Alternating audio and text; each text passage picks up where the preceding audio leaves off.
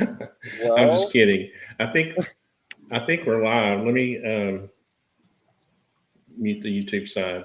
So I'm continuing my tradition of being a new producer of live internet, and so, but I'm here. Thank you to Chris Lehto and Alexei. Am I pronouncing your name properly, Alexei? yeah, that sounds great. Alexei Novitzki. Alexei. Okay. For some reason, I want to pronounce it like Russian. Alexei. That sounds pretty good. But anyway, do you all mind? I think most people probably have seen your work, but do you mind giving short introductions of yourselves? Chris, do you want to go ahead, or do you want me to? Sure. Yeah, I'm Chris Lehto. So happy to be here. I started YouTubing basically a year ago, and then got into unexplained aerial phenomena. I was previously a F16 pilot for all I can remember. So basically, the last 18 years, I was 20 years in the Air Force, and then just retired last year. And now I live in Europe, live at a beach in Portugal, and that was the idea, just to retire, and then start making YouTube videos kind of on the side. And then it suddenly overtook my life, and now I'm in unexplained phenomena, researching all these deep theories, which I'm very, very excited about. I love it. I love going super deep in the meaning of life, meaning of existence. And so ended up here and met Artisan Tony was writing me on YouTube, hey, would you do an interview? And I was like, I would love to. And then we did I thought it was an awesome, amazing interview. And so happy to be back, basically. I'm happy you're back too. I'm happy both of you are here. The first two people, whenever I come across, I feel like sometimes my mission in life is not to do anything but try to bring people together that I think, will have an impact on people like me. And see, I have this sort of, I'm calling this like a mainstreaming series where I try to bring people like you two guys to people like me, just common people who are living their lives every day in their own reality, and they kind of need to be broken out of that a little bit, I think. So I'm sorry. Go ahead, Alexei. Introduce yourself. Yeah, my name's Alexei Novitzki, and basically I'm an inventor, artist, and it's the easiest way to put it. I have my undergraduate degrees in astrophysics, physics, planetary science, and astronomy, master's in mechanical engineering, and since I graduated college, I've been basically just inventing things and learning in my dreams. But the reason why I'm into the UFO phenomenon is because essentially I've been learning in my dreams since the age of 5, and I've been waking up knowing how to do things. And I've always known that like telekinesis, clairvoyance, things of that nature are very real to me, right? And then you have other people that just go around saying, "Oh no, it's impossible," right? But for me, it's always been very real, just because of the fact how do I know that already? Things of that nature. So I've been really wanting to apply my astrophysics to the explanation of all that, and through that comes the explanation of UAPs, potentially, right? And time travel, interdimensional technology. We live in a bigger environment than just our universe. So we were talking about topics before we kind of got started, and one topic I've always been interested in is, obviously, to me, we can't talk about any of this unless we talk about, sort of how relative time is, or you know what I mean? It seems like time is sort of the foundation or root of all. It's not money or women, but it's time that's the root of all evil. And that may not even mean anything, but but I know you all had some ideas about concepts you wanted to talk about. And sometimes I can't put my ideas or thoughts into words. It's like I was showing you my SketchUp drawing earlier. Sometimes I have to kind of bring little concepts together and put them somewhere so I can see them. Give me 10 seconds. I left one of my props, you could say, inside. I'll be right back. 1 second. Alexei is kind of he reminds me of a friend of mine when I was growing up. He's really smart but quirky. Hey, we can talk about him while he's not here. It's good to hear you. we were talking about you while you were gone. Well, I didn't give you that much time, so I'm just kidding. But I wanted to grab the book. That way I could use the drawings in it to help explain some of the stuff I'm trying to talk about later on. Yeah, and I can pull up if you need me to do something like share my screen with one of your videos or something. I can do that too.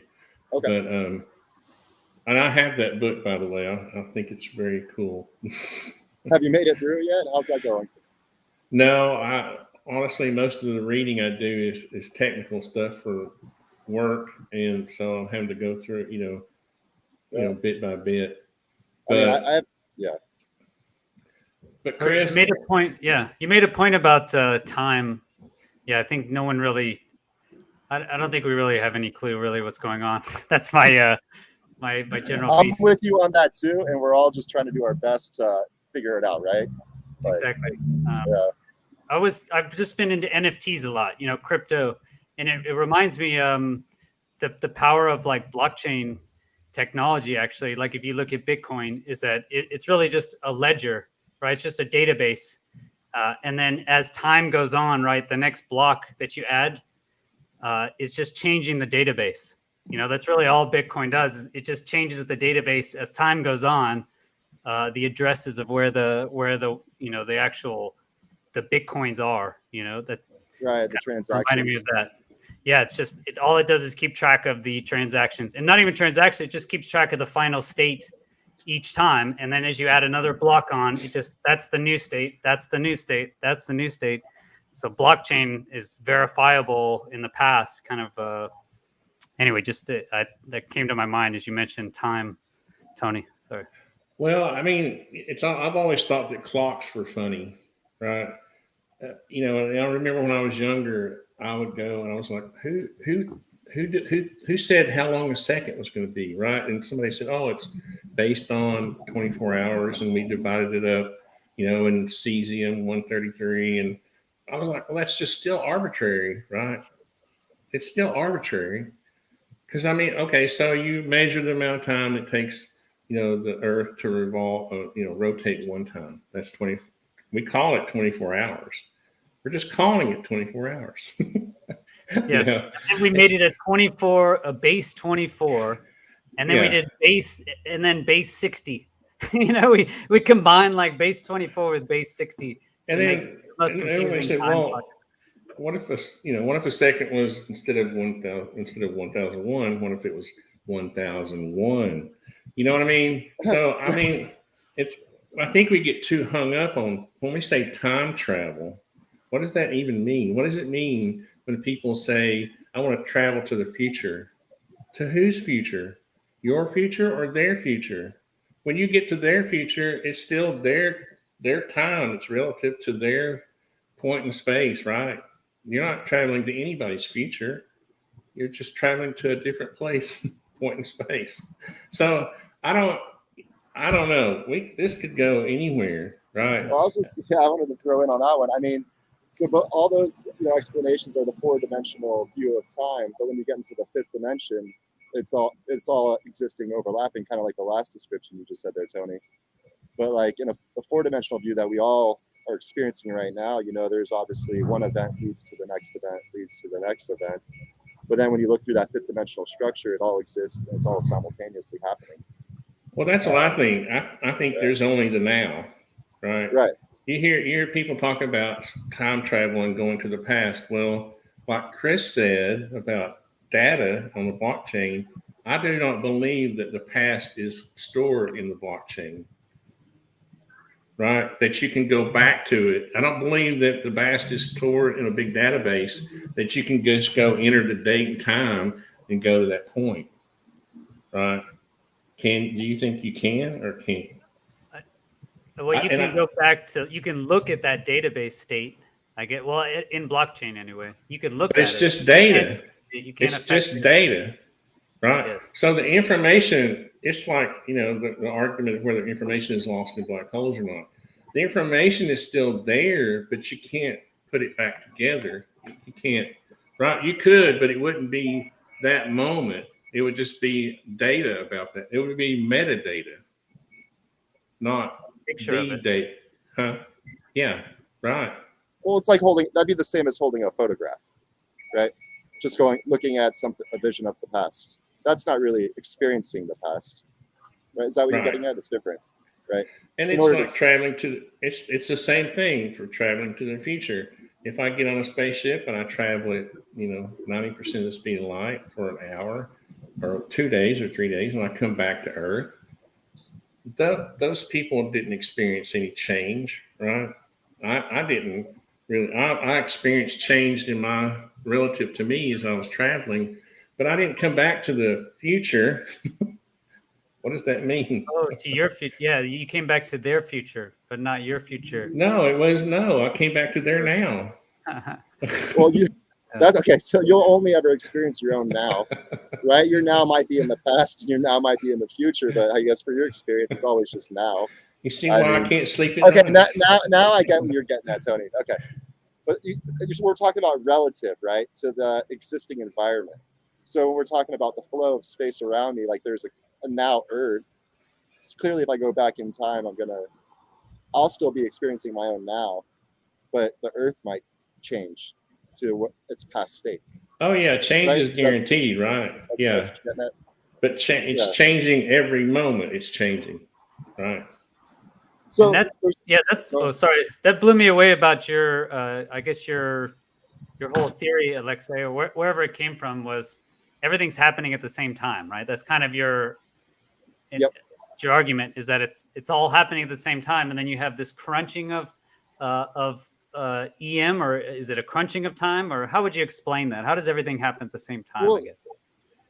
I mean, if you compare all the relativistic frames of motion, right? So say you have an observer. So okay, there's a yellow light on Earth, right? And now look at that yellow light from every single relative frame of existence. I know that might sound weird, but so you have the infinite velocity view of it, and so at the greatest speed, science said we can only go the speed, near the speed of light. I'm saying we can go faster. The speed of light is an illusion created by human. But so basically, if you look at the relative frame of infinite velocity, that wave already extends at the edge of the universe, right? And so as you get slower and slower to the current velocity of the frame, so of the earthly frame, that wave that was originally extended to infinity crunches. It's a standing wave, right? And is that the other thing? Yeah. Sorry, go ahead. And I guess is it a standing wave? When you said like matter comes into existence, kind of what resonated with me when I was watching through your part 1 and part 2 was that it's based on a standing wave, right? So essentially, that's because you have a wave that basically always exists or is standing. That's how matter comes into existence, at least how we can perceive it. Is that right? Correct? Yeah. So what I was getting at, very similar to that. And so the standing wave that exists is one that's in the center of time. So what I'm actually saying is that our entire universe. Okay, so we think the universe is expanding, right? That's the common view right now. But if you look at the universe from every point in space and time, it's expanding. So maybe instead of the universe, you said it has already expanded, or it is expanding, or it's not expanding. Current accepted scientific view is that the universe is expanding from every single point in space. Right. So if I were on a different galaxy, the universe would still look like it's expanding in all directions. And so what Galileo, got in trouble, right, was where he said that, well, hey, we're not actually, the sun's not actually going around the Earth, we're going around the sun. So it all has to do with relative motion. And what I'm saying is that instead of the universe actually expanding, it's all about perception. Our perception is being stretched based off of a shift of light speed acceleration. So from every point in the universe, it looks like the universe is expanding, but that's a perception being created by a Doppler shift of light speed acceleration towards a greater center. But how do you? So our entire universe is actually orbiting a greater center. But how do you? When scientists study, they can measure the distance. The distance between galaxies is getting greater. That would allude to the idea that the universe is expanding, right? Right. I mean, you could say that length of the stretchness has to do with the amount of acceleration you're undergoing. Just trying to like kind of relate it to, because it's 5D relating to 4D. And so the closer you are to the center of time, the greater the gravitational field would be. And so as you get closer to the center of time, the universe would appear to be stretching more and more. Does that make sense? If you're in a certain gravitational field, you'd have a certain Doppler shift associated. So then you get to the point where you're even closer and closer to the center, which relates to r squared. So as you get closer, the stretchness becomes greater. So the center of time is at the center of our time is at the center of the universe. And well, it's the center of a fifth dimensional flow, and there could be multiple centers. So you know how we have planets? Our universe could become like a planet orbiting a greater sun, where there could be other planets. And that's what the whole Aquarius thing has a lot to do with. We're coming in line with one of those other planets, you could say, from my understanding, from what I've seen. Okay. And Tony, could I try basically just to kind of relate my general theory, I guess, and then oh see yeah, that's what I was wanting you to do. Kind of maybe map it or see if it relates, because it feels like it relates, but I don't know how to put it onto yours. Right, I think it does too. Go ahead. Yeah, so basically the argument is the dimensions, we can see them, but basically it's in size. So we see the different dimensions based on the size, their physical size, right? Which I think has something to do with the vibrations that you're talking about. Right. So the way we see it is physical size. So if you look down, like imagine zooming in on your hand, right? And you go through all the different levels of cell, tissue down to like, organelle level down to, you get all the way down to the cellular level, right? And you imagine a little cell, right? He's surrounded by a membrane, a permeable membrane, and inside the cell lives its own little life. It's born, basically replicated. It dies in your body, right? Different parts of your body. So you have you have your eye cells, your heart cells, your nervous system, and so I basically I define that as also life, right? That's a unit of life, if you will. Of course. And then if you keep going even further, you go all the way to DNA, as far as we can see, actually. Right. And really, what you see is their structure. So DNA has actual structure that replicates again. So life, I believe, it decreases entropy. So it removes, it orders matter, right? That's really right. It removes discord. Wait, right? What decreases entropy? Right. What decreases entropy? Life does. That's how I would define it. So it replicates. It replicates matter, and its primary thing is it decreases entropy. So that, but entropy starts its cycle over at each life birth, right, or each life cycle. I don't know. Well, just how it's the second law of thermodynamics is basically, the systems always go towards entropy, right. Disorder. It goes towards disorder. Exactly. Right. Like chemical reactions, we know a chemical reaction is going to go, this way because there's more disorder on this side. It's like potential energy, if you think of it, in a chemical reaction. If there's more disorder over here, the gas is going to go that way. If you open a balloon of air, it doesn't just stay in its balloon shape. It like shoots out.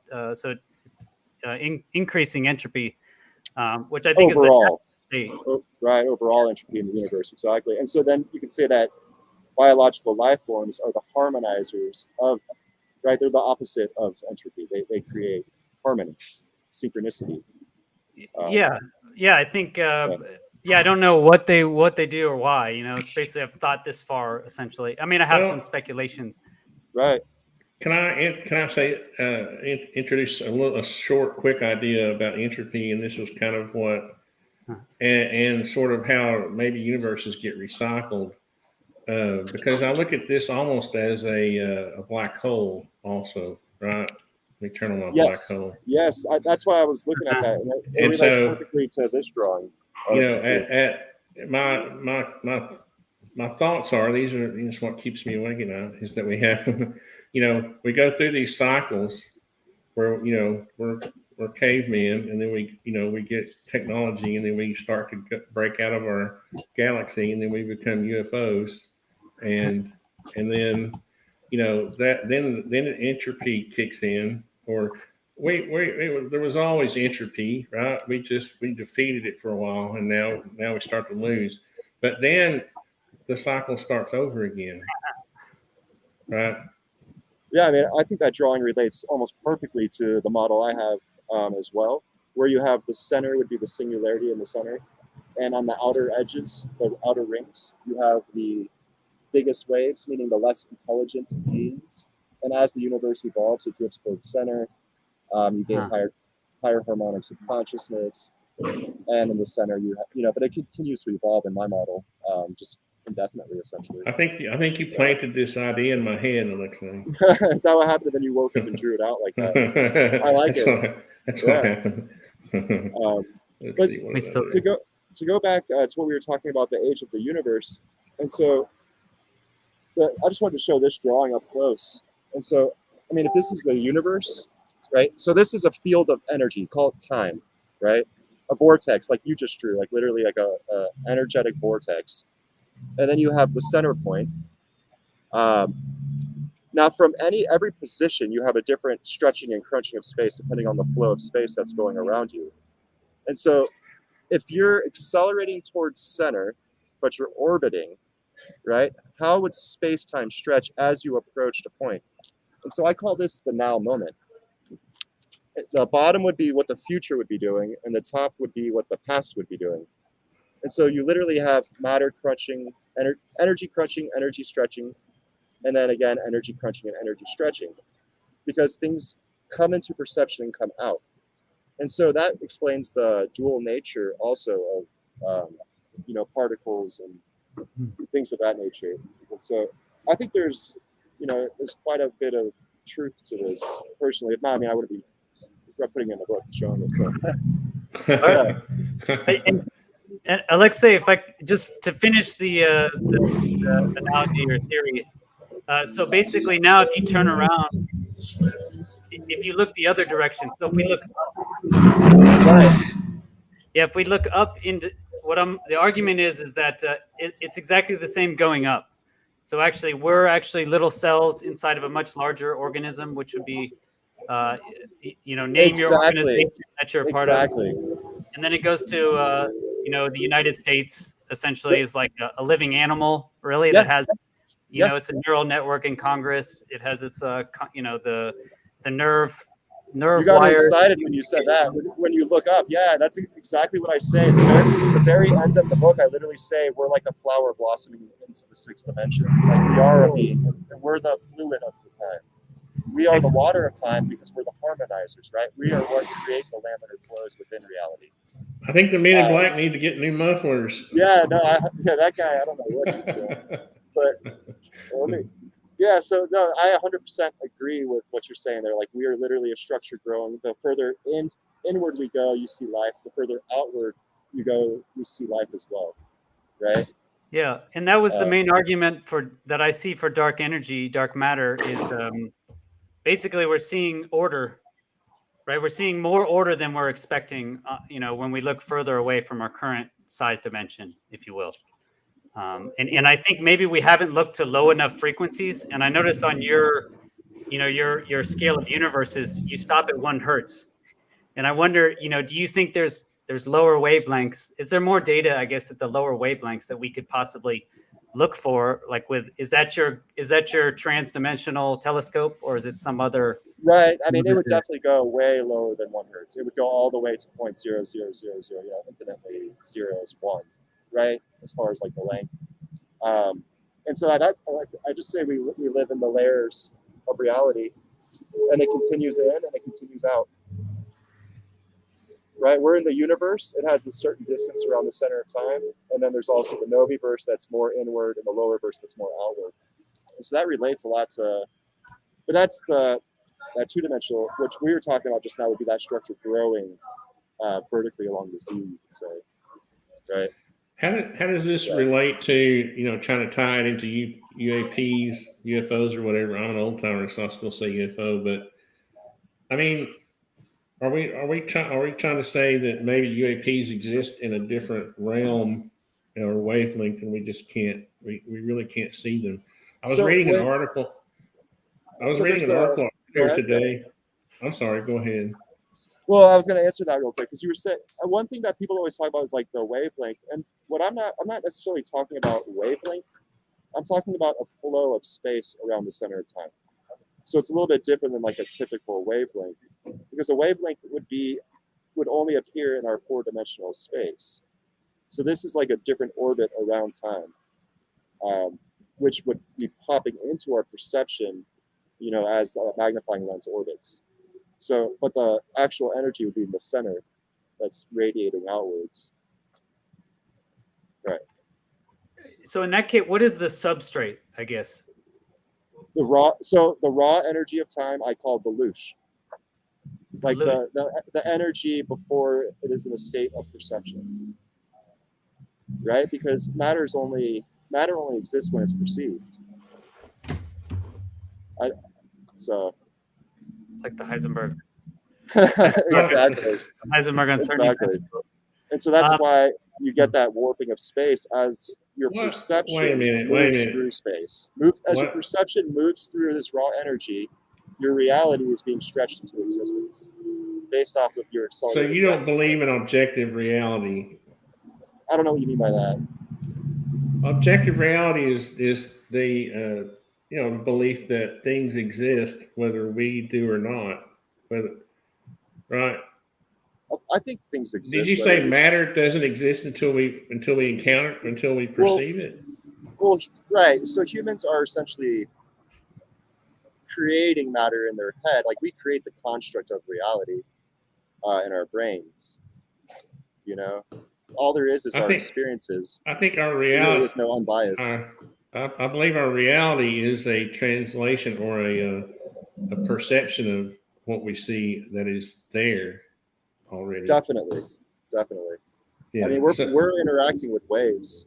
Because right? there is science to be able to measure a certain amount of matter in the universe, right? And whether I'm alive or dead, there's still an amount of matter that we can measure, right, in the universe, in our universe. Yeah, well, I mean, that's where it's like, what is matter, what is light? Aren't they the same energy, just being perceived perceived in two different ways by our accelerated reference frame?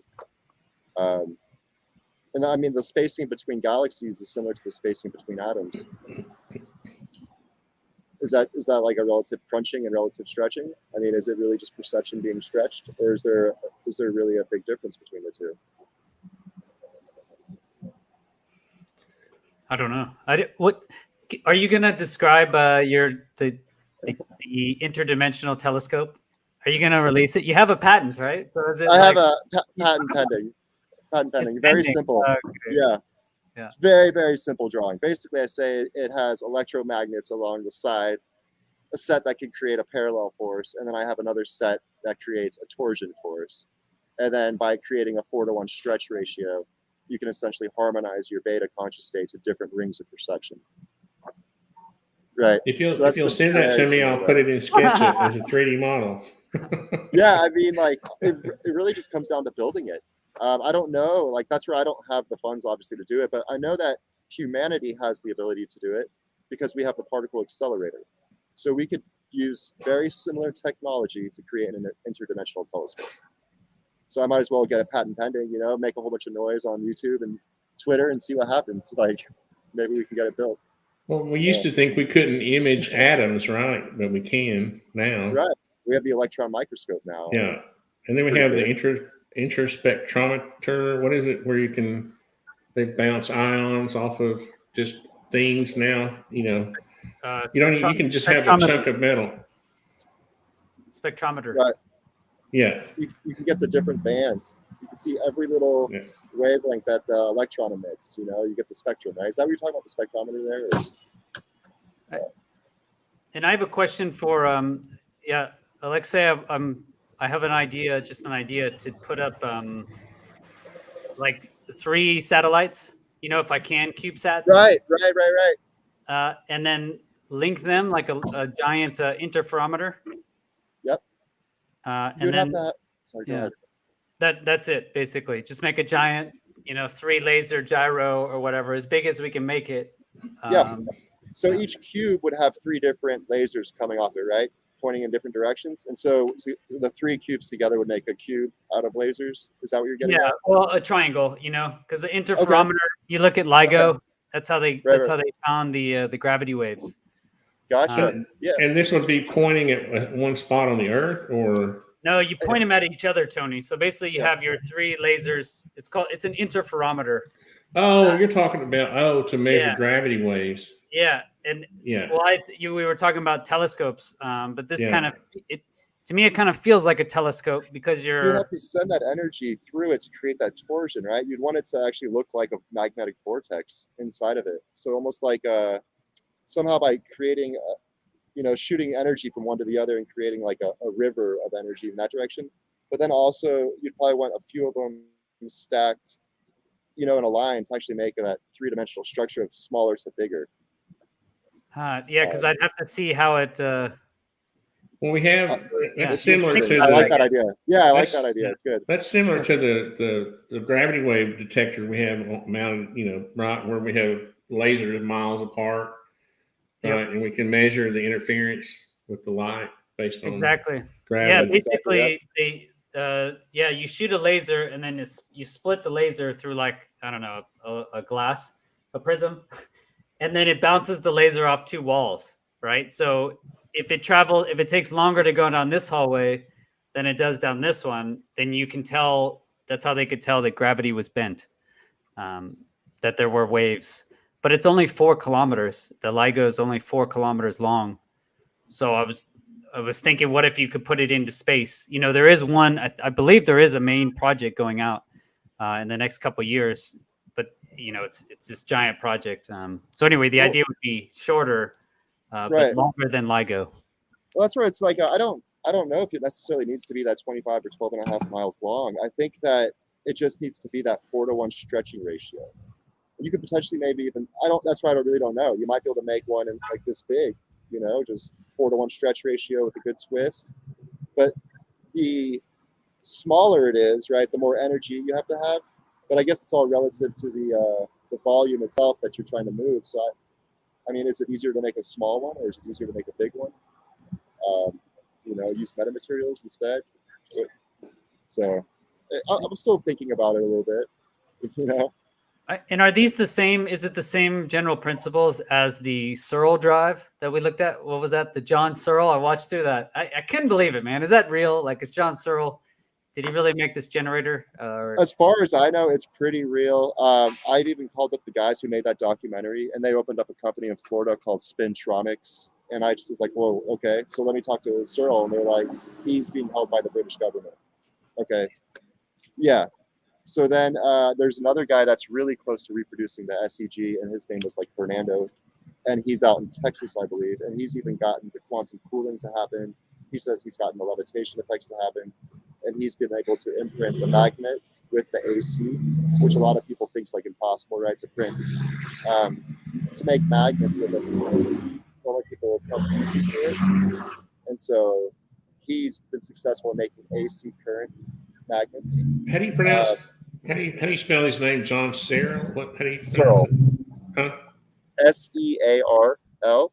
I was going to put it in the comments for people if they wanted to. And if you look at the rollers that go around his drive, they're cut into 8 segments, and he uses the law of squares. And so it's almost like he makes the 8 different rollers, and the top one is like almost the biggest 4x4 square of a magic square, and then the second one might be like a 3x3 square, and then a 4x4. It just gets smaller and smaller and smaller. So I think he's got his 8 rollers cut in half, and he has each one as a different magic square, and he puts them together, and it creates a vortex towards. Like, I really don't know what he's doing, but he's doing some pretty cool stuff. And it was the law of squares. Had you heard of that? Or, it? Yeah. How do you describe it? I'd only heard of it through him, but it's basically you have a square, right? And no matter which, a 4x4 square or 2x2 square. Here, I have a drawing of it in my book. That'll help out a lot. Do you know what we're talking about, Tony? There's this guy, John Searle. I've heard of the law of cubes, not the law. Yeah. I don't know. I hadn't heard of him until Alexei mentioned it, that video. But basically, there's a documentary from 2009 that this guy, John Searle, he had dreams and used this law of squares mathematical relationship. It's that top left thing. Every single number on the outside ends up being a 34, no matter which way they're added together. But in this special square itself, you get all those other different color combinations. What page is that in your book? What page is that? 248. 248. For those of you who need to buy Alexei's book and read it. So then when you look at the switching patterns of when you count it, 1, 2, 3, 4, 5, 6, 7, 8, 9, 10, it makes the magnetic vortex. And so he was using a series of squares, in my opinion, that he stacked, and basically that just shows you how you can make almost anything out of the magic square as long as it maintains its harmony.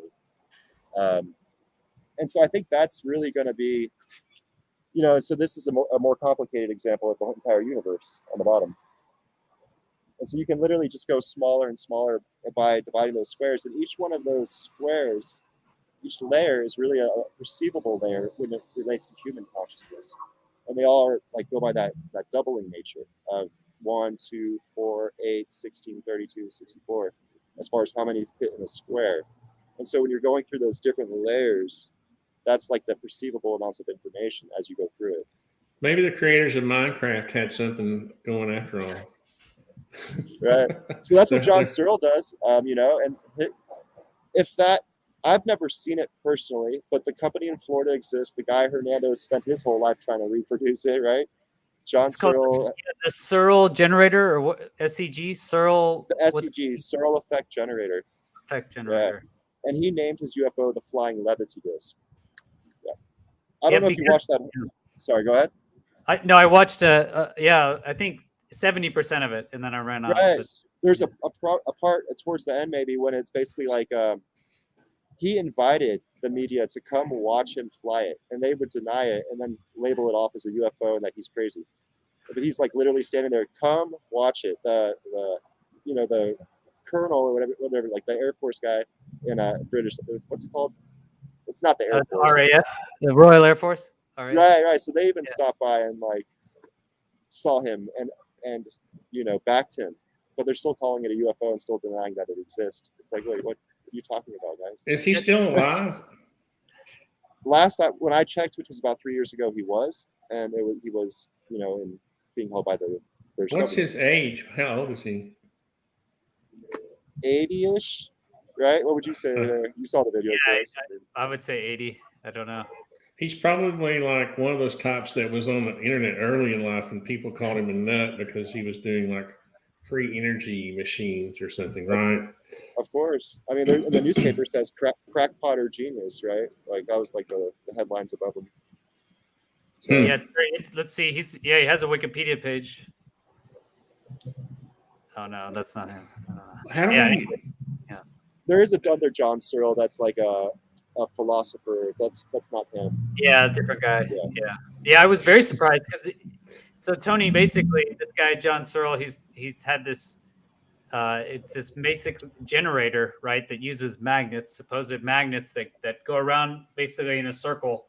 You have a series of these cylindrical magnets, and it basically aligns to this magnetic wave, and it basically is like a continuous wave somehow, and it can generate electricity. And the argument is it can generate limitless electricity. And people have tried these before, but once you put a load on them, the law of thermodynamics kicks in, right? Well, so he had this set up a little bit differently to where he's got his reservoirs, which is a non-magnetized neodymium block in the center, right? So that's actually collecting free electrons and photons from space as they travel through the system onto the load, right? So basically, however much load you put onto it is how much electrons that center block of neodymium will absorb. So you could charge a battery, and then that battery could take a load.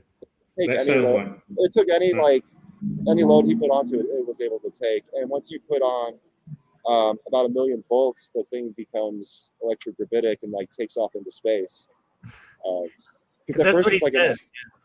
Yeah, I know, but why don't we just see demonstrations of this every? You know what I mean? he did. He did demonstrations for years But and years and years. Why People not? Why came down not and filmed it. now though? Why can't I see one now? Why is? Yeah, I don't know. Because You he know, made it a flying saucer, Tony. It looked exactly like, because the way the drive was, it ended up being like this circular. it You know, looked straight up like a flying disc, right? Like flying saucer. so Are you he saying made it a was flying putting saucer. off? It was putting off plasma at some point or something. No, It was. yeah. Well, Well, it I was don't know. putting out electromagnetic waves that were disrupting local radios, from what I understand, right? They said something like that. Yeah, they said it interfered with the radio. Basically, it wouldn't work, and then yeah, basically, kind of the same things we're hearing from UFO accounts, UAP accounts. Basically, the electronics stopped working, and then there was this, ball of light or something, and then when the ball of light left, the electronics goes back to working. It Yeah, sounded and they kind were. of similar. It sounds exactly like almost like what people talk about when they say they saw the UFO, they saw the sphere around it, and then even when they talk about burnt rings on the ground, because their first couple flights, they had their vortex actually hit the ground, and so it would leave a charred mark. But then they wanted to stop that from happening, so they made some adjustments, right? And so they no longer burn the ground when they take off, but they would always have that burnt ring on the ground whenever they would take off, because they would suck up iron elements like from the ground, so it would distort the ground. Yeah, I mean that's Searle's. That's John Searle's craft. I mean, I had a comment here. I probably should be showing more of them, but Salty Shellback, he's a Navy vet. I know him. He's kind of kidding around, saying the government or large powerful companies don't want this information to become public. And my thing is that if I had this knowledge, I would just build one for my house. I wouldn't have to have. And my question is that, and I always say this to people: if something is a good idea and it works, we would be doing it. So I wonder what's stopping. Is it just knowledge? People don't have the knowledge. His knowledge, he controls the knowledge, or how do we? You know what I mean? It's just bizarre because you wonder what's stopping the technology from being used. From what I understand, the guy in Texas, I really wish I remembered his name. I think it's Fernando. Has been in communication with him and is the closest person to reproducing it. John Searle himself, he worked for private industries while trying to develop it, and then basically he went to the patent office and they told him not to patent his know-how, which is like the final bit that makes it work. And so everyone is really close to making it, but they don't have his final know-how. But as far as I know, Fernando, the guy in Texas, does have it. He's the one that's been able to magnetize AC onto the rollers. He does have working systems, from what I understand. And he has them designed to where they don't become anti-gravitation. They don't fly up and hit the ceiling and then take off into space, basically. I guess one of the things I was excited about when this new wave of paradigm shift hit or whatever was that we were going to actually hopefully get. I'm more excited about new technology being leaked than I am, little gray aliens running around on the ground. I would rather see, you know what I mean? That's the kind of stuff I want to see leaked, is the whatever new technology that we can do to help our energy problems and all that. But I just want to go to space. I mean, it sounded like with his craft, you could literally go to the moon in an hour to 10 hours.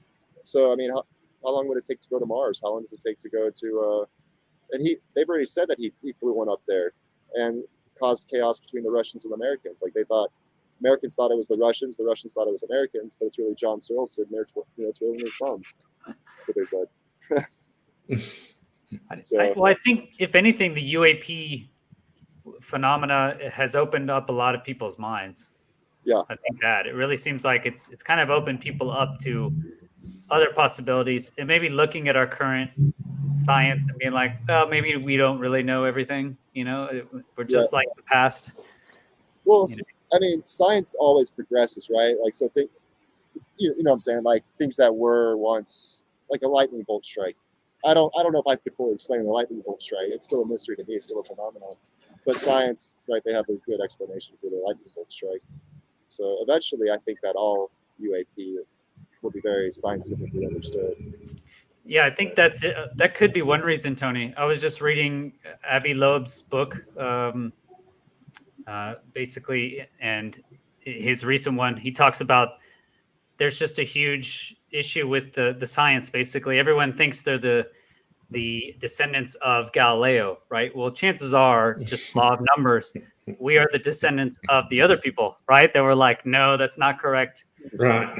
You know, you shouldn't do that. Don't release that paper. You know, it's too weird. It's too Right. it's too new. You know, so I think if anything, UAP is kind of it's punching through people's ceilings. It is, and it's going to make them. It is literally punching through their ceilings, but it's going to make people expand their horizons, right? And so, completely forgot what I was getting at. Well, there's a real. I'll tell you the stigma it's real. Okay, when I did my first interview on UAPs. You know, this whole thing I started several months ago. Chris, I think you were my second one. I would go into these hangouts with my friends. You know, we have another little community on YouTube I hang out with. And they were like, oh, there's Tony, the UFO guy. We're going to talk about UFOs tonight. You know, they were poking fun at me. And I was like, okay, whatever, guys. You know, come on. Then you went and cried. I went and cried. I was like, I said, you guys are going to be sorry when an alien lands in your backyard. But it is real, right? I mean, the reason I don't talk about some of the experiences I have that much is because it's just real. I mean, people think you're nuts. They really think. And when this guy, I'm sure, you know, he's probably been around a long time. People saw, because there were nuts who tried to reproduce what he was doing, probably. And I've seen similar things to this. You know, I've been on the internet since it was created, right? Because I'm that old. And you see people, YouTube came out, 2004. You would see people making videos of them, you know, perpetual, you know what I mean? You know, free energy machines. And they would have a cord off, you know, running up and under a hole drilled into the bottom of the table. Or some strings holding some stuff up. There would be a battery off, you know, off to the left, and there would be, and people would, you know, see little bits of the cable in the corner of the video, you know. So there's a reason that, you know, there's this image of people wearing tinfoil hats. They exist. It's because half of it is people faking. Yeah.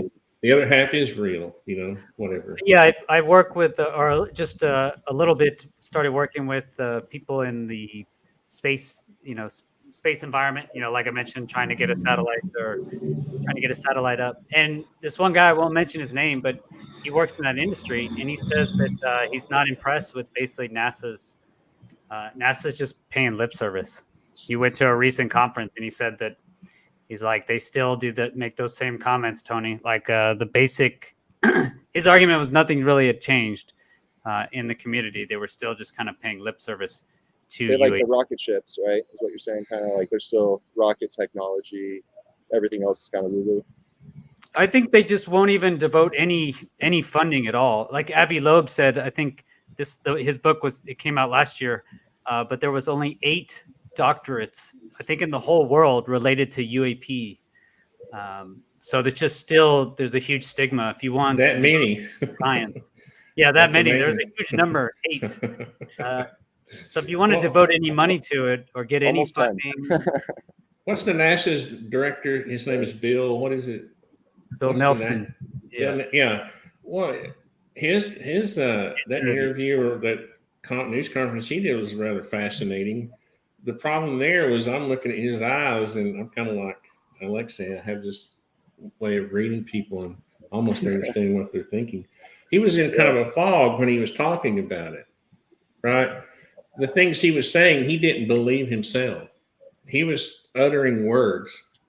It's hard, right? So he's talking. What he's talking, it sounded to me like he had a prepared speech. He doesn't believe anything he said because he's an old NASA guy, right? He believes exactly. He's the guy he's the guy who said, no, we're just going to, you know, deal with, you know, play with rockets. We're not going to deal with, you know, we're not going to deal with UFOs or whatever. We're so matter-based. you know, and we're so matter based and like based off of our five senses, and we are born into structures where we learn from teachers, and so everyone likes to trust the teacher. And if your teacher your entire life has told you UFOs aren't real, and then all of a sudden you're the head of NASA and you have to give a press conference, you're like, I don't really know if they're real or not. You know, and that's where he is. That's well, it's not. literally his position. And my That's what point he's doing. was, why? What is it that had him to say that? Right? It seems like there's some effort. There's some if it's either disclosure or some kind of mint paradigm shift where people are just saying things, right? I was watching your you did a podcast a week ago with like a CIA Sue. What was her name? Oh, Sue She Walker. was, Yeah. So she was talking about how the treaty just ended, right? There was a treaty that was know, and I had that just heard. ended. I had heard about that. What 50 years ago, the treaty signed in the desert or whatever. I always thought that I was don't know just that, you know. yeah. I always thought So that I'm was just some saying, kind of just. But yeah, and that's what I'm trying to do is figure out what is causing this obvious sort of paradigm shift, you know, or because it's obvious to me. I've been interested in UFOs since I was 12 years old, and I'm 59. Okay, there's never been this kind of aura around the subject. Never. Not even, you know, not even when I was growing up, every 6 or 8 or 10 years we'd get a thing, you know, about UFOs. It would be a big deal, and it would go back into the woodwork, you know. But now it's like, boom, what's going on? You know. So when you were flying, Chris, did you ever see anything or no, right? Or Nothing. nothing wild, Yeah. like chasing you around, like Probably. I just wasn't looking, you know. I imagine Right. there's like a UFO behind my plane. No, I never Right. saw I mean, anything. you probably spent more time, obviously, than than a lot of people in the sky. And that's Yeah. where I don't know. You know, some people don't see him. Some people see him. I have no idea. I was talking. Ted Rowe. He works for NARCAP, and he takes data for civilian pilots. And according to him and his website, 1 in 6 career commercial pilots see something. And when I was doing my reunion, right. 1 in 6 through their career. Right. So I asked 2 of my friends. Half of them hadn't. I'm sorry, I asked more than 2. But 2 of my friends had seen lights essentially along the California coast. Was one of them. My buddy. I'll try and get him on the show. He's hilarious on my show. But he said he was looking out the window. He's the first officer, you know, so he's just like second in command. And he looked out the window and he saw these 3 lights, and they did like this little spinny thing and then flew off. He said just flew off. And so he's like, did I see that? You know, and he looked over at his captain, and he said the guy was already not like the most open-minded person ever. And so he didn't say anything, you know, but he kept looking. No, he's looking more. And he said in like 20 minutes down, they were on the flight down to LA from like San Francisco, I think. 20 minutes down or a few minutes later, he sees it again. So 3 more lights again, doing the same thing. So he saw it twice on the same flight. Yeah, that sounds pretty. I mean, what would you do? It's like, okay, now, what was that? I mean, what are you really supposed to do? I think there's hundreds, there's probably many thousands of these types of sightings. And I think now we just have to take it seriously as best we can and try and get the data. Just try and capture data. I feel like it's just been like spilling into the street. I think data is a big part of it. And to go along with what you were saying, Tony, like why now? It's because we're at that point where everything's 5G, right? We have satellites all over the earth. Everyone's using computers. Everyone has cameras and phones. I think it is the moment for, you know, humans are evolving, right? At the same time, information can't really be kept hidden. I think it's just the time that it happens. But there seems to be a coordinated effort, you know. I mean, it's like, did Lou really just quit to do his thing, or was he? I said, well, you do this. Was there some coordination and a big plan? And I was going to do this. I got this whiteboard behind me. I was going to I was going to do like an investigation and take all the pictures and put it, do the association thing where you got Chris Mellon and Louis Elizondo and, and all of us are going to be at the bottom, Chris Lehto down here and Alex Novitzki. And it was like a pyramid, right? And there seems to be, what is that? Right. Well, is it a control thing as well? Because a lot of people like to lean towards it is not nuts and bolts. It is a very, you could say, spiritually related thing to the afterlife, the pre-life, right? The different orbits of time. And so one train of thought that's out there in the community is, and I don't know if this is true or not, I'm just presenting it as something else that's happening, is that they want to make everyone think that it's all nuts and bolts, when in reality, none of it's nuts and bolts. And it's all just, afterlife type, like spiritual stuff. Well, that's one thing I meant to mention earlier when we were talking. I read this article and I accidentally interrupted you. I'm trying to do better about not interrupting people. I got all kinds of comments about this on Lou's, but I was just so excited to talk to him. I had 20 questions and I found myself just wait. But I read an article. This guy was claiming, he was a famous, who was it? He was basically saying that that all photographs of UFOs were basically fake. And have you seen this? This was a couple of years ago, I think. And I forgot what his theory was, but he was basically saying that he was almost like saying they don't exist except in our, except how we perceive that, we're just perceiving them. But there's something, right? And then I heard another interview with a guy that said, "Who was this? Avi Loeb?" He said, "If I could throw we were talking about nuts they were talking about nuts and bolts. If I could throw a nut or a bolt at it, I would hear a sound. Right? I would hit it. So there's two schools of thought, right? That we're not seeing UFOs, but we are seeing UFOs, and which one is which one is correct? We have advanced technology. There's no question. There's programs that exist that have, airplanes. Like I've made a little paper airplane in my home before that no one's ever seen. Like a guy with more money probably made a more advanced airplane in his house that no one ever saw. So like there's unknown aircraft that have been created since the dawn of time. So I think that some are definitely man-made technologies, right? And then there are extraterrestrial, but I think more personally interdimensional craft is the way I see it. Hey, Chris, I know you can't say, play Louis Elizondo for a second, pretend like you can't tell me top secret information. But they don't, I guess pilots, they don't share like future technology with pilots, and they share the test pilot, right? Like you don't hear rumors among other pilots when you're in the Air Force. You hear rumors that there's a new upgrade coming out, but just for our particular system. You don't learn really anything more than you have to know about anything else. So, I knew about the F16 and really minute little, military secrets about the F16, but as far as that's because I was flying it, I needed to know how to use it. But really, if you don't have a need to know, then they're not going to share the information with you. So if it's, anything secret enough, like future technology, anti-gravity or lasers, anything like that, it's going to be need to know only. So it'll stay in the like test. The weapons guys even, right?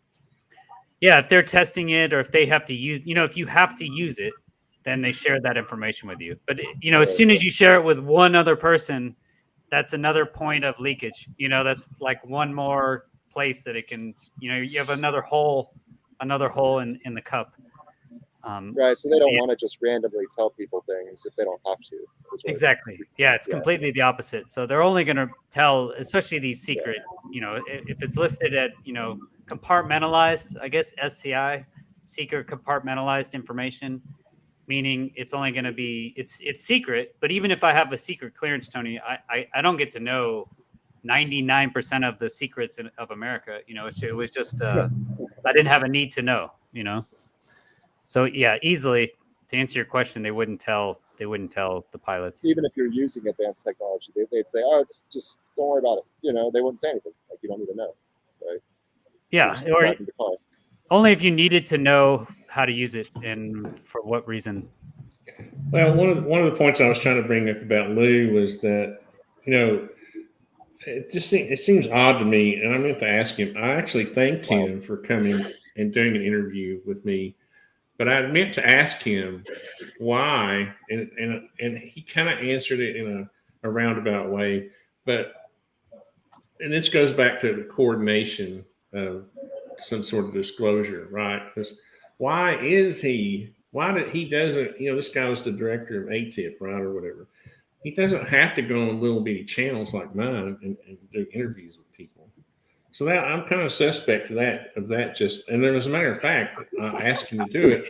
Suspect. I didn't think he was going to, he just said yes. I was like, what is going on? What in the world? I need to get his email from you. So I can go. Huh? Yeah.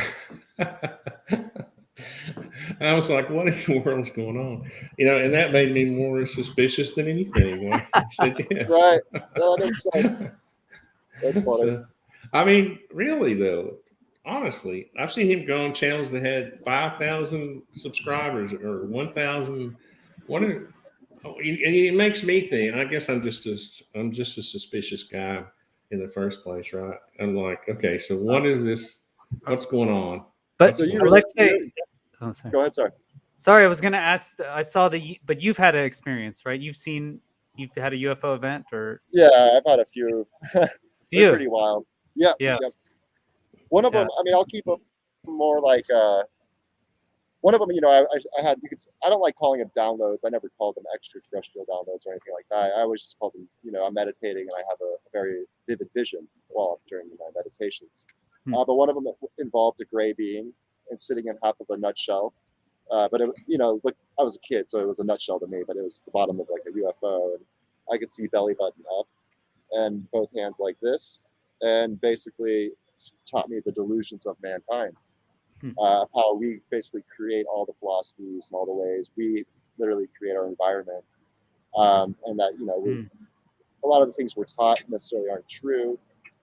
At the end of the day, most of it had to do with like being true to yourself and being able to return to zero and ignoring a lot of the teachings that get taught, such as like the teachings that I'm referring to are like racism, things like being political, things like assumptions, right? Creating assumptions and stereotypes. Like we live in a very delusional world. People walk around and they assume they understand what's happening somewhere just because they see it, but there could be a whole big story that led up to that scenario. Basically had a lot to do with that, and then like once don't once. But what my ex-girlfriend in Colorado at the time also was with me for one of the events, and it was on the way to driving for dinner at an Outback Steakhouse, and we just see like a light come up in the sky in front of us. We're like, oh, that's interesting, on the drive, and then we see another one come up to the right, and we're like, oh, that's really interesting. And I was like, I think we can cut it off. Because from my point of view, it was going about 15 miles an hour, and I knew the roads pretty good in that area. So I kind of went straight, down the highway, made a sharp left, made another left, made a right, got out of my car, and the thing literally flew directly over us. It was diamond shaped. It was probably about 200 feet in the air, and lights on every corner. And at that time, she got really, really nervous. She said like little twinkly things started falling from it, like sparklies. I didn't see any of the sparklies. But so I got out of the car. I got excited. I'm gonna see this thing. It's flying over my head. What is that? She's like, get back in the car. But basically, I was moving at the time from a house to another house, and so I grabbed my video camera out of the back of my trunk. And by the time I got it all organized, the thing was out of distance. I just got like bright lights, like really bright lights in the sky in the distance, no detail. But when it was close to me, I had plenty of detail, like just triangle. Black, not triangle, more diamond, right? And then, but I was so excited. Black, so the color, or do you remember? The color of it was all black, yeah. And then there were lights at each corner. And then I was so excited that I wanted to chase it, but I forgot to close the trunk of my car. So like literally, I have a Honda Civic hatchback, and I was moving, so all my clothes, everything was in the back of my trunk. It just fell out of the back of my car, and I didn't even notice until the next day that I lost all my clothes. Like, driving down the street. Like that's how intense and exciting that event was, right? Yes, I mean that's two of them. And no sound or any sound? No sound. No quiet. Like from looking back at it, potentially an electrogravitic blip, if not extraterrestrial or something, right? It could be an electrogravitic blip. Huh. What type of blend? One that's controlled by like electricity, so electrogravitic. Electrogravitic. Okay. Yep. Yeah. Which is another thing I never was. So like you mentioned how when you flew the aircraft, they didn't tell you like the advanced stuff coming out or what potentially could be on your own craft. What's frustrating to me is I got a degree in astrophysics from the University of Colorado, and it could be any university, but they didn't teach electrogravitics. Like, how do you not teach people electrogravitics? How do you not teach them that at university at those high levels? Is it really like that? I never learned it. Right. Like, I know other people, they have masters in electrical engineering or PhDs in electrical, and they never even heard about it. And this guy literally developed it, Thomas Townsend Brown or whatever, in like 1910, 1912. So it's literally information that's not being taught. And so that's frustrating to me, is because I go out there thinking I have a great education, but in reality, I have an education that keeps me living a life that is designed as opposed to one that we could have. It's almost like information. I'm sitting here and listening to you talk about, Chris, you're saying not being taught about, didn't learn. It's almost like we're taught things that we're neat. It's like what we're taught is compartmentalized too, right? So as in construction, I'm taught that electricity flows through conductors, right? And we put wires in the wall, and that's how we get electricity from one point to the other. Well, that's what I'm taught, right? That's all we need to know, right? That's all I need to know. Once you're good enough, right? You get the A in the class, you're good enough. Yeah, but like, even if once you learn to walk, you learn to run. If you don't do track, you're good enough. You go to track, well, now you need to learn to do the hurdles, right? So. And the evolution of knowledge came, this is a concept that came to me a while ago, or a thought that came to me while you were talking about politics. And I remember when I was younger, the first president I voted for was Ronald Reagan. And I was so excited, and I got so excited about politics. But then as I watched people who are politically minded, like 100% politically minded over the years, I realized that was really kind of destroying people's minds, and I slowly started working my way out, and it takes a while, right? When you think you're a libertarian or a conservative or a liberal, you identify with that, and everything about your life is controlled by that, and it takes a while. And I feel like that's part of the evolution of humankind, is that at some point we will all be non-political. Among other things, right? That's I think the more connected we get, the more combined we become, or we become more unified. We can't fight forever and those kind of things. It's like people just get tired of fighting. It's like it's not worth it. It's not worth fighting. And one of the reasons I brought that up is because I noticed that some people are using this new sort of paradigm shift to interject politics. It's like, what's Lou's attorney's name? What's his Sheehan? What's his name? Bob Sheehan. What is it? Sheehan. Daniel. Anyway, somebody in the comments tell me what he's. Anyway, I didn't want to talk to Lou about it too much because he was a good friend of his, but I saw him. Did you see the Big Phone Home, by Lewis, the Big Phone Home event where they had all these, all of these people, it was like a 3 or 4 day event, and they had all these speakers, Lou and all these other people. Danny Sheehan, thank you, the GOAT, in the comments. I knew they're smart people.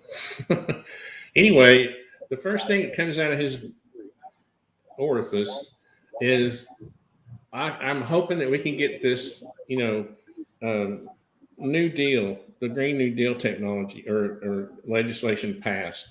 And I thought, what in the world are you talking about? we're talking about this, and you're talking about politics. It was really, I don't know how this came up to my mind. Sometimes just, random things seem to be issues, but that's one thing I would want to ask my friends is that, in my effort to try to mainstream this stuff, is that if we can't tone down, because one of my things is that I don't want to spend any tax dollars on old technology. And this is my thing with the Green New Deal. I'm not against that. I'm not against, what I am for is better technology instead of putting trillions of dollars into old technology, which we are doing. Tunnels. We should be funding new technology, and that's my wish. And I kind of hinted that to Lou. He kind of danced around it a little bit because I was asking him, are we going to see new technology disclosed as a part, energy, Well, I think, energy sources? it's all relative, right? So some parts of the country or world rather, might be getting newer stuff. Like Africa went straight to cell phones, right? That was pretty cool. Like tribes in Africa, you see them and they have cell phones. They completely skipped the jacket to the house. So I think some places might be getting that new stuff, some might be getting old. But like you're saying, like why use a solar panel from the 70s, right? Like why would you do that? Yeah. And that's basically, if you look at that kind of legislation, I guess first of all, I was a little disappointed that we're interjecting politics. But secondly, now we're talking about funding old technology with new dollars related to this new governmental, the new governmental office that's been created, right? So all of a sudden, the word bureaucracy just became a big word in front of my face. And all of a sudden, I was not excited about the new government office, UAP government office anymore, because I see a big bureaucracy being, created. It'll always be like that in a way. I'm sorry, I was just thinking, I probably only have about 5-10 minutes left of battery on my computer. Oh, come on now. 10 minutes, 15 minutes. Where's your John Searle device to charge it back up? That's pretty funny. Chris, you're out in Portugal right now, or what? Yeah, I live in Portugal. Live at a beach in Lagos. That's awesome. Yeah, it's amazing. amazing. Surfing there? Or? Yeah, that's why I live here. Yeah, it's great surfing. That's awesome. Very cool. Yeah, living the dream. Yeah, it's possible. Anybody could do it. Well, I really right, just go surf. Just so your battery is really going to die. I have it said 22 minutes on it. Okay. Well, how do we? I still feel like somehow we haven't solved everything yet, and I was kind of hoping we would do it in this meeting, but yeah, I guess. Yeah, Alexei. So, did you have any final thoughts on the interdimensional stuff outward? If we're looking at size dimensions, how does size dimensions relate? And am I on the right track, you think, trying to find lower wavelengths? I mean, I think we're on the same track, personally, right? We're just trying to, we have our skill sets and we're going at it. Like, I don't want to say I know more, don't know more, But basically, like, yeah, I think, so what I'd say is almost exactly what you're saying. There's different levels. And I say that even the electron orbiting a neutron is conscious at that. The smaller and smaller you get, the smaller the conscious agents, you could call them, become. And the bigger you get, the bigger the conscious agents become. And so our entire universe is just literally one perception. But like when you look at the fifth dimensional structure, it's literally part of a growing structure into the sixth dimension. And so I like to say that our entire universe is growing towards a greater sun. Like we are and like you were mentioning earlier, how we destroy entropy, right? We are the harmonizers. I literally think that life is all about love and synchronization and harmony. And ultimately, we are the harmonizers of time, which creates laminar flows, which in that 5-dimensional sense make a more uniform flow for that greater being. Like it's healthier for the bigger being if we all are in harmony with each other. Yeah, cool. I had a thought along those lines as well. I was thinking like, again, total speculation. But if you look at John Lovelock, do you know any of his writings? I'd have to look into it. He wrote Gaia. So essentially, the Earth is one large organism, and then Okay. I think last year or 2 years ago, he released Novacine. He was 100 when he wrote that book. It's called Novacine. It reminded me of your name, your Novitzki, right? or Nonine. You said the Nonine is the next. What's the next? The Noviverse. Noviverse. Yeah, he called it the Novacine. Actually, Novacine. Right now we're in the Anthropocene. Right, we're in the human-dominated Anthropocene. But he says we're going to the Novacene, which is you have these. It's in this book, Tony, where he talks about what will they look like, these new beings, right? Because his argument is the communication will be so much faster because we communicate 10,000 times faster than plants. Right, plants are passing signals through, whatever, seeds, spores, etc. So we communicate 10,000 times faster. So what he's saying is the next phase of the Novacene, they will communicate 10,000 times faster than us. So basically, we'll look like plants. I mean, that's literally what I say in my book too. Yeah. And so the final point. What was his name? What was his name, Chris? John Lovelock. Yeah, he's a famous. He wrote the Gaia. He made the Gaia hypothesis, and the synchronicities are. Is that L-U-C-H or how do you love? Lovelock, I think. Lovelock. Oh, just like it sounds. Okay. Yeah. But his final point, Alexei, was basically, they'll keep us around. Essentially, they'll keep us around because what we do is we trap the heat. So that kind of resonated with me that the sun is basically provides the power, and then life essentially is the coolant. So it cools. Yeah, it cools consciousness. So consciousness is trying to get somewhere. It's trying to grow, maybe trying to figure out what it is, and so it's the engine, and life cools it. I don't know. Well, I've noticed that too. Yeah, because the turbulent flows would create more friction, and like in a quantum level would be creating heat. Laminar flows are literally cooler than turbulent flows. Like literally with going on exactly what you're saying. Yeah, but it's wild. I mean, I literally say the Noviverse is a 640 hertz center, whereas ours is a 20 hertz center. So 32 times faster as far as processing speed, something like that. Huh. I think I did that math wrong. 32 times faster. Yeah. So as far as processing speed, and then so the next layers have faster processing speed. So I totally agree with that. The reason I used Novi was because my last name is Novitzki. Okay. I used verse because of universe, right? So it's the Noviverse versus the universe. And then what really, so the synchronicities continue. I mean, I call the raw energy of experience the loosh. And apparently this guy had a near-death experience. His name is Monroe. And he came back from his near-death experience talking about how the ET used the loosh for their purposes, right? And so it relates to the laminar and turbulent flows, right? Very similar to like how you're saying it's almost a machine and we cool it with a laminar flow. Very interesting. A super large organic machine, I guess. Yeah, I mean, it's almost like I always thought it was like a plant and we carry nutrients to the source. But like what you're saying, a machine and we cool the source as well is also, it's very similar thinking, same lines of thinking. Have you heard of quantum vacuum plasma? No, have you heard of that? I mean, I don't know. No, I think it's in. It was in these Pais's patents for how to tap into this energy. It's this.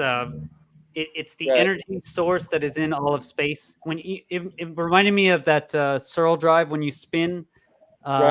It creates it's drawing the electrons out of free space essentially. It reminded me of this quantum vacuum plasma. I don't know if it's real. It was just postulated. You're talking about Salvador Pais, right? Yes. You're talking about plasma that would be created by like a quark or a muon or a... It's quantum vacuum plasma. The way I understood it is that is the substrate of so it'd be like what you call the loosh. It's the fluid of time. It's the substrate. It's like the fluid of experience. Yeah. So So somehow the ether. it's basically the ether, and so how that's Salvatore Pais's, his patent, which unsure at all if it's real or not. But basically, that's the idea: is it taps into this quantum vacuum plasma state, which is like limitless energy or something. Of Crazy. course. Yeah. So that would be like, right. So what does he call it? Quantum vacuum. It's the quantum vacuum, and then somehow you can tap into the plasma of this quantum vacuum state. Very cool. Yeah, I mean, that's the ether, right? It's the ether. We're It's still trying like to find what the ether is. Still looking like, what is the ether? Well, we went away from the ether with Einstein, right? So Einstein's like, ether's not real, speed of light's max. But then Nikola Tesla was always like, nah, ether's there. We can get energy from the ether. And now it seems like we can get energy from the ether. Well, Einstein didn't like spooky action at a distance either. But right. Okay, so I want to explain that real quick with my theory or whatever. And then I'll probably be out of battery. But the easiest way to describe quantum entanglement is to literally say it's a sound wave in the fifth dimension. And that would create waves that go towards the past and future. Huh. So if this is our orbit through time, I'm trying to get to that right page. Here we go. So if this is our orbit through time, literally like we're orbiting around, right? If I make a ripple here, it's gonna go all the way to that side. It's gonna go to this side. It's gonna go out here. Think of sound waves in the charged plasma ether, or whatever you call it. It's like sound waves that propagate through the fifth dimension. If you want to call it the ether, you call it the ether. If you want to call it the fluid of time, that's fine. But there's still particles that change state based on the wave.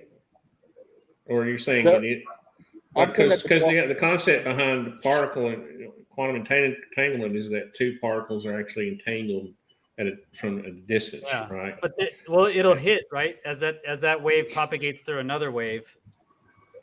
There's 2 points. You get what I'm saying? Yeah. There's 2 points where it hits at the same time, right? Yes. So you see things. So you literally are like the quantum entanglement. It's not happening instantaneously. There is a speed to quantum entanglement, is what I'm saying. It's like this, Tony. Yeah, if you put a circle over another circle, you get 2 intersecting points. Right. So those 2 points would be the same wave. Right. I guess I was trying to ask a question. I was trying to ask a question through a shortcut and it didn't work. You're not saying that the two particles don't exist. You're just saying that. Are you saying the wave is the information or causes the information exchange? Or a particle is only experienced through our lens, right? So depending on the motions in here is what our lens sees. But what I'm saying is like if you like make a wave here, like Chris is saying, it literally hits the circle in 2 spots. Right. It hits in multiple spots. And so that creates, that would be in the future. And then you get interference waves from that. And then you get interference waves. And so the way I like to think of quantum entanglement of the whole universe is that it's like sound waves that propagate through the fifth dimension. Yeah, cool. Or like, not necessarily sound waves, just waves, right? Energy waves propagating through the fifth dimension. And I think that really does help explain, or at least give people a different idea, a different way to understand quantum entanglement. I guess it helps me, but it makes sense for me is thinking about, we think in 3 dimensions, but how do you actually view it in 4 dimensions? Like you just, like we talked about there, if you have a sphere, right? If I have a ball, but if I'm only living in a 2-dimensional world, I'm only going to see a circle, that changes in size, right? Right, exactly. I'm only going to see a circle that does this. So how do we imagine time as another dimension, or how do you see it? And I think that's what the central core of your thesis, right? Or your theory. It is. I mean, we live in this, but we only see this.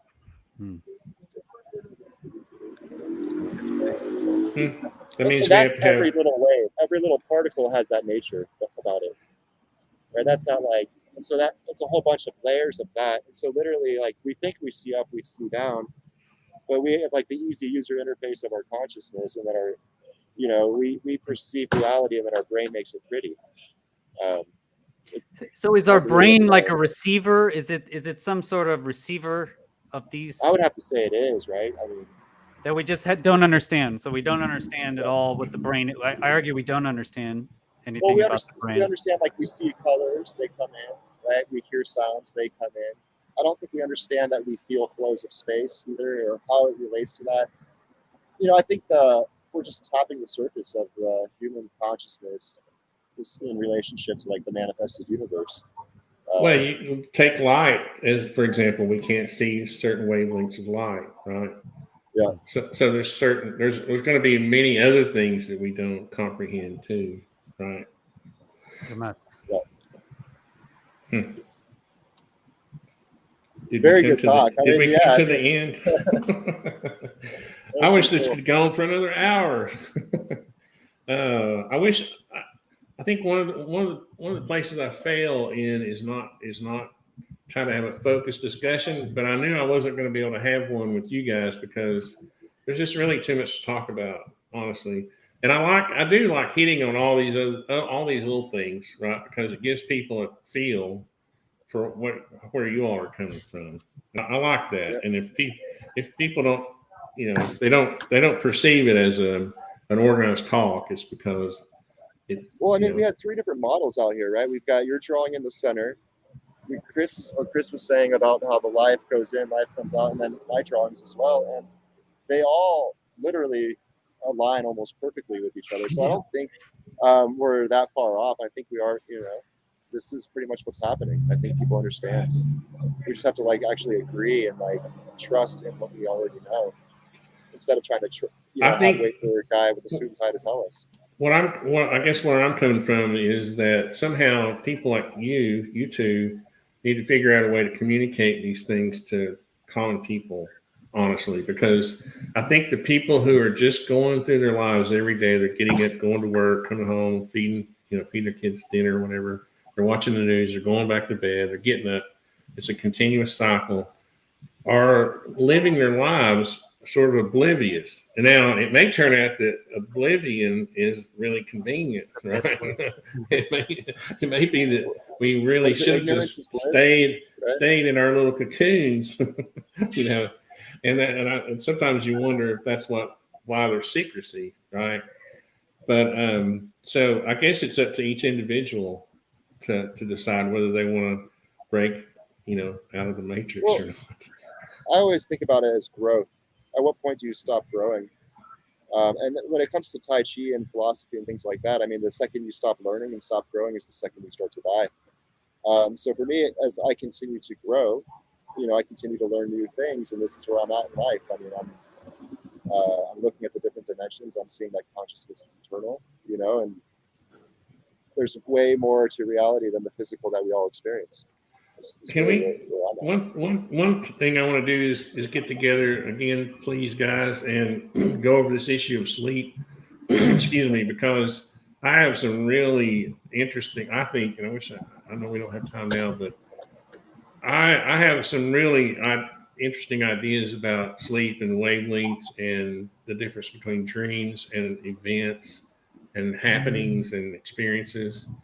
And I noticed you said something about dreams at the beginning of our conversation, Alexei. So maybe we could get together again sometime and just talk about that, because and once I oh no, that was it. Oh no. Oh. What I was going to say is, once I started breaking out of my normalism, I got rid of my politics. I started meditating more. I started thinking outward more. I noticed, and this was probably 30 years ago, I noticed that it started affecting my sleep patterns, and dreams became more like events. Like I have normal dreams, and then I have these event type dreams, and it's really bizarre. And you mentioned that before. I have a friend here who said the same thing. He can tell he has these other dreams, and he knows they're not real. There he is. Nice. Yeah, my computer died, but I was able to hop on with my phone. That's cool. Thanks for doing that because I didn't want to leave without saying bye. But I was telling Chris, excuse me, I got a frog in my throat, that I wanted to have a discussion based on just around sleep and events like I have. And people will say, oh, they're dreams. No, I have regular dreams and then events and then happenings, and they're all different. And I was kind of hoping one day we could get together and talk about that kind of thing. Because I noticed, I don't know if you heard this part or not, Alexei, it happened with me about 30 years ago when I got rid of, when I started it took about 5 to 6 years to get politics, to get the normalism out of my brain, right? Because you're fixated on things. Humans become, we're not just junkies. We're not just addicted to food or alcohol or drugs. We're also addicted to ideas, right? Ideals, right? Ideology. And once you get that out of your brain and you start doing some meditation and you start doing, spirituals, whatever, that's when these weird things started happening to me. And so that I wanted to have a discussion about that with you two guys at some point. So one thing I did, exactly with what you're talking about, I literally spent a lot of time removing personal delusions.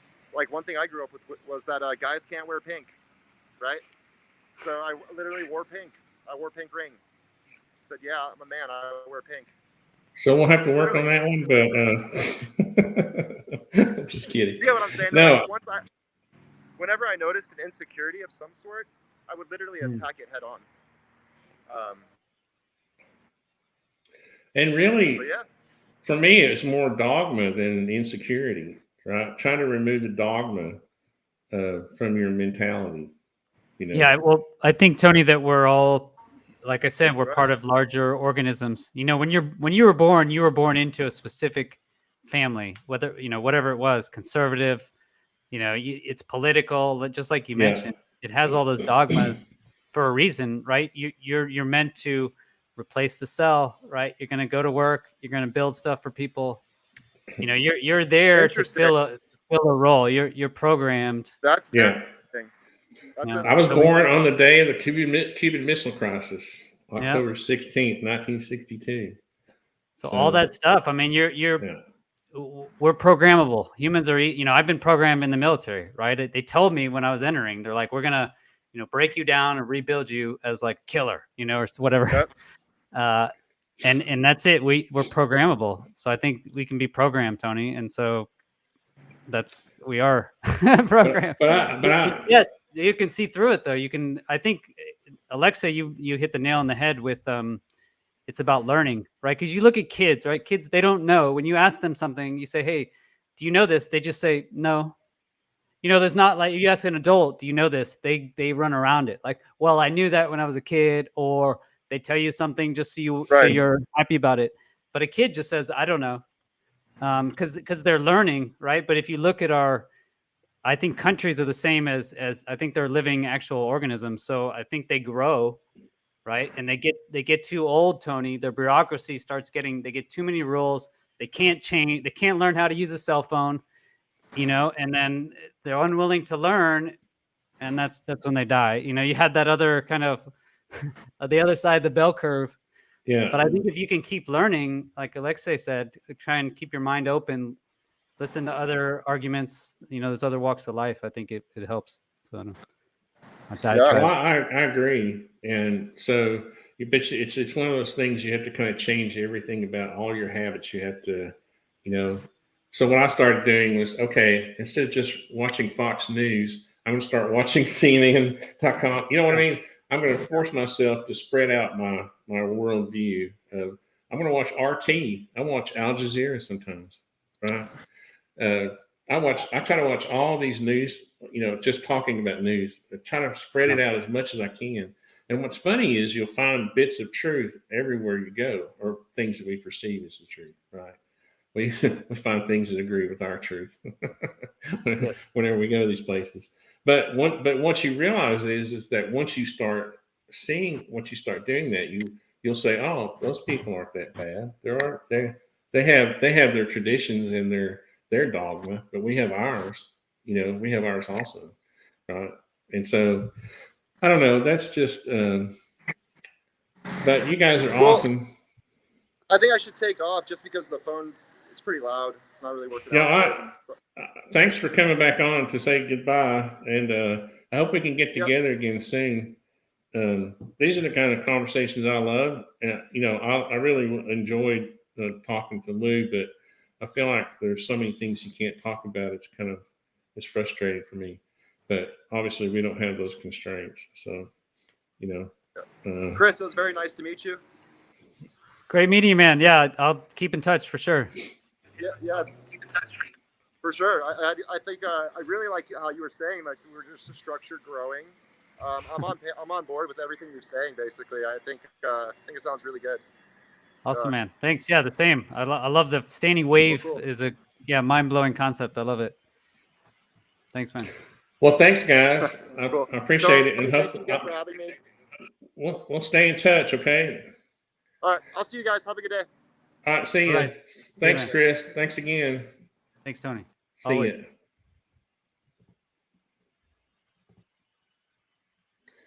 All right, that was awesome.